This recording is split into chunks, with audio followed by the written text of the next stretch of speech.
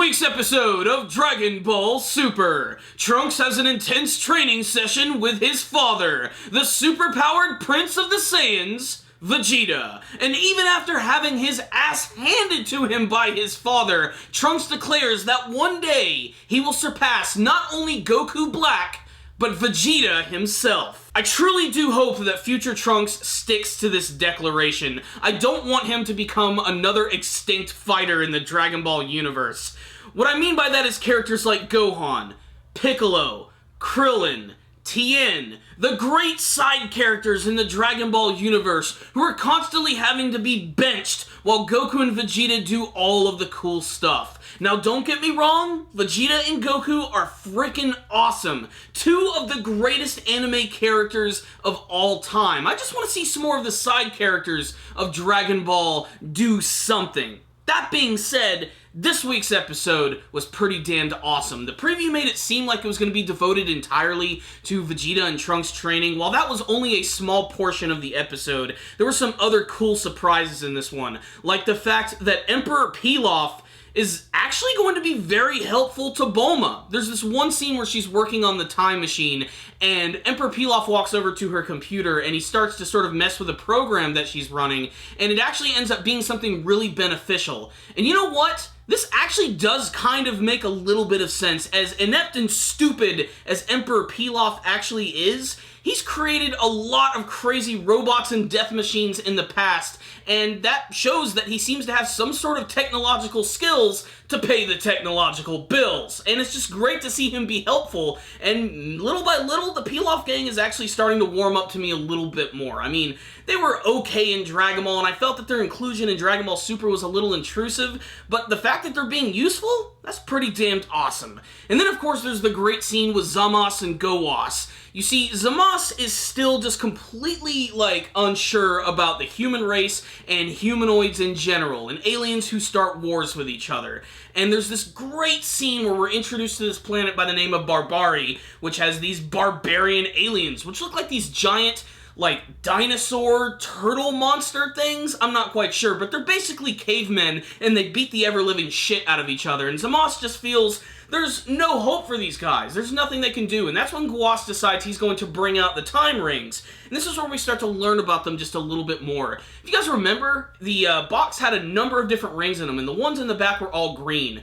Apparently, those were timelines that were completely altered and created alternate dimensional worlds, which is really strange, which means in the past there were some Kaioshins who severely fucked up, and Gowas does not want Zamos to make these same mistakes, so he decides to show them how the rings work. And in order for him to actually travel with Gowas, he has to remove his Potara earrings, and then he gets another one that's handed to him by Gowas. This is our very first clue to see the big connection between Zamos and Black, because they both have that single earring.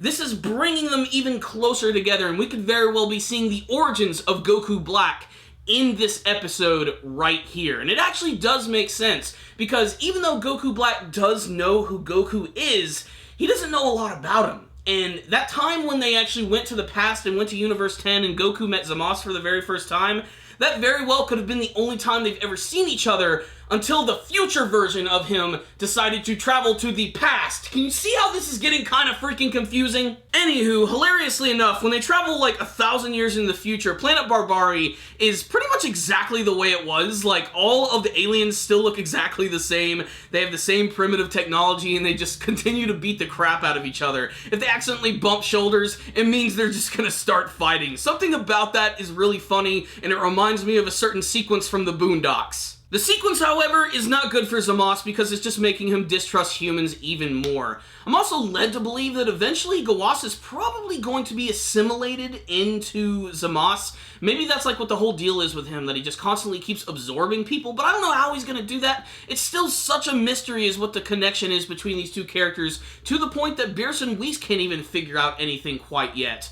And then there is the Trunks Vegeta sequence. Man, there were some great moments here. What I love about it is in the preview they show that Trunks is going into his big Hulkified transformation where he gets all big and bulky, which Vegeta absolutely cannot stand. And as soon as Vegeta goes Super Saiyan Blue and starts to attack him, and he gets right up in his face, Trunks gets rid of the transformation to try and throw Vegeta off guard and punch him, because the stipulation of this training is that if Trunks can actually hit Vegeta once, he's going to win. So this is going to be very difficult for him, but Vegeta just ends up wailing on him. I love this one part where he kicks him through this forest. He ends up going into the frickin' ocean.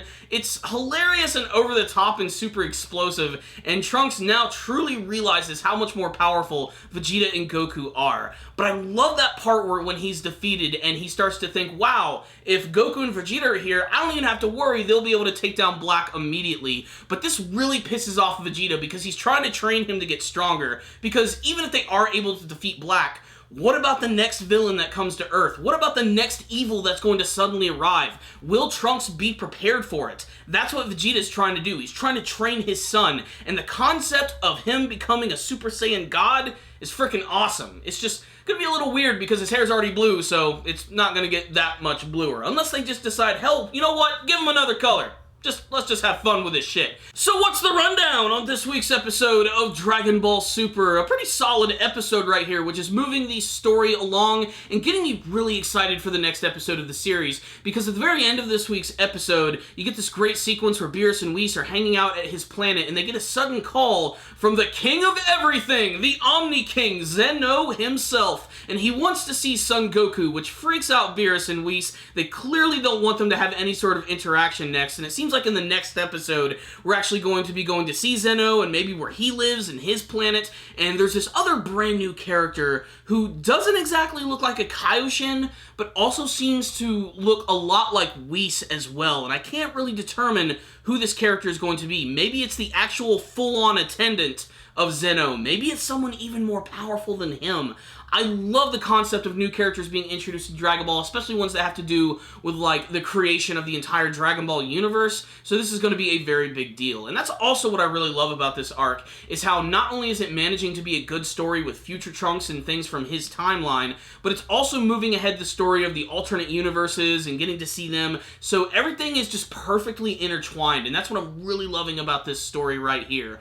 Pilaf was useful, Vegeta versus Trunks was awesome if short-lived, and the whole backstory with Zamasu is mysterious and intriguing and leaves me at the edge of my seat because I still don't know what's going on with him, but we're getting a lot of clues to that in this episode, and that made this one right here just so damned exciting. I cannot wait to see the next episode of Dragon Ball Super, and you should be excited too, but for this week's episode, I think this one was honestly pretty damn solid. A little slow in some moments, and yes, some of the artwork and animation at times didn't look all that great. That being said, this was a super solid episode of Dragon Ball Super, so I'm going to drop a 4 out of 5 on this episode. Check it out, Dragon Ball fans! You might see something you like. And make sure to tell me what you thought about this week's episode of Dragon Ball Super. What did you think of Trunks and Vegeta's training session? Do you think that Trunks is actually going to be able to surpass Vegeta, maybe even gaining the power of a Super Saiyan God? Do you have any more theories as to what the connection is between Zamasu and Goku Black, or how he eventually does become that character? Make sure to tell me all of that stuff and what you want to see from the rest of Dragon Ball Super